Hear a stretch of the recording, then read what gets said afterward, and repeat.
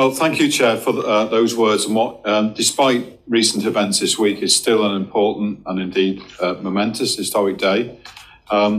think it's really important that we do take the time today for a moment of reflection in the spirit almost of what you and I and others did yesterday in the two memorial gardens, because inevitably when we get together on occasions like this, it does remind ourselves how much policing sometimes delves into the past, deals with the here and now, as we'll no doubt hear from in a few minutes, and then has to project forward to the future. Like yourself, Chair, I know myself and the senior team do pay tribute absolutely to the sacrifices of the fallen that have happened in the past, be they police officers, police staff or part-time reserves who were killed, injured, or indeed some of them who'd still carried the mental trauma of merely serving the public when they went about their work.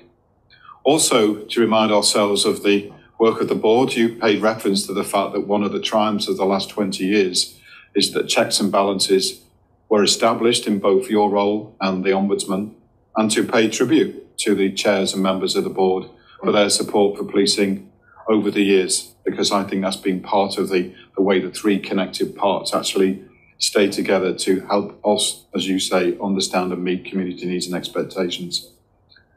For me personally, when you take a step back, things that define us, and we'll all have slightly different views, but is sort of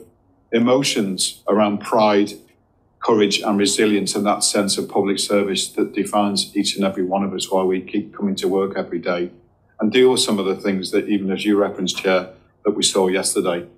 And personally, I sit before you, despite some of the issues that we face, an optimist who is keen to continue to invest in frontline policing and delivering a great service to the public alongside the senior team you see here today. Clearly, in a moment, we will need to discuss recent events of yesterday and the last recent days, as well as matters of general business. But it's also about reminding ourselves that one of the standout features of me of Patton was this notion of consent and cooperation that was part of the policing style and how we've built on that over the years.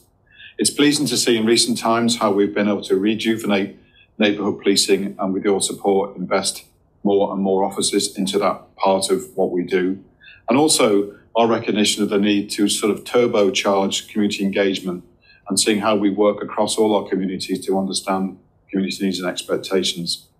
It would of course be remiss not to mention yesterday's launch that Pamela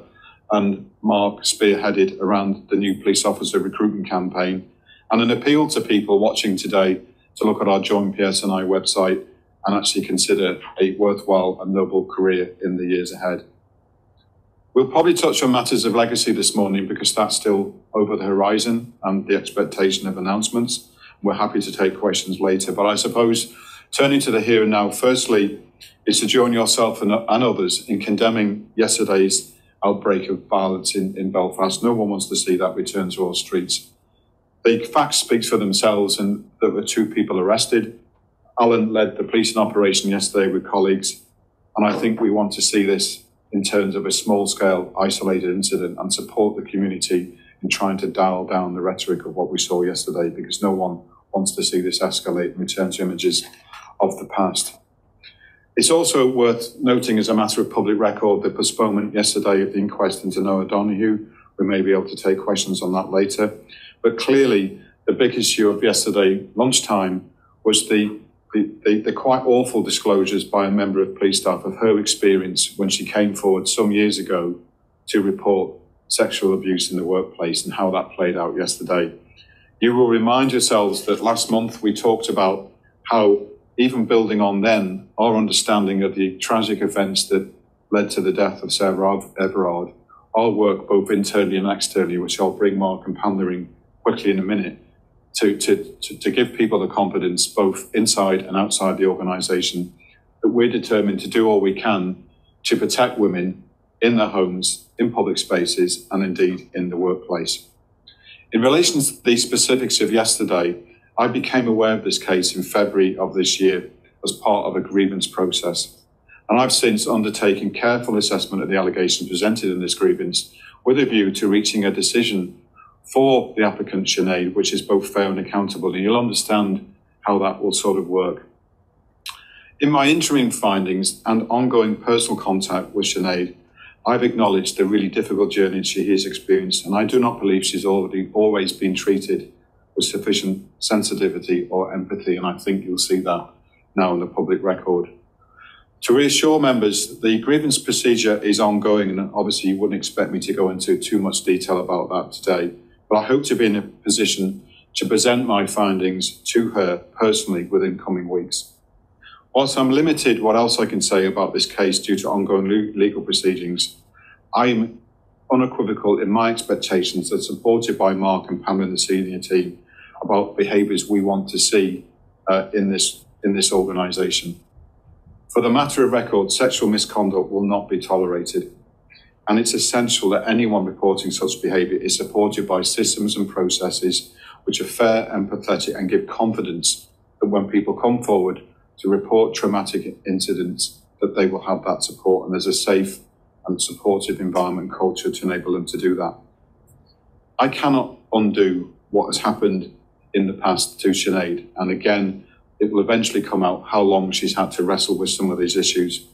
But I've given my commitment that my findings will be presented to her as soon as possible, and that any actions arising from that will be implemented by us as a matter of priority to complement the work that Mark and Pamela are doing. I think it's important that we demonstrate our decision-making is rooted in the standards and behaviours that we'd all expect from trustworthy public servants, and that we need to place this alongside the wider work that Pamela and Mark are leading on. So with your permission, Chair, it might be given the importance of the matters of yesterday before we go on to questions, just to allow each of them to give a quick sort of high-level sort of insight about what they're doing both inside the organisation and beyond, to give people the confidence that we take this seriously and we want to root these issues out where they are manifest.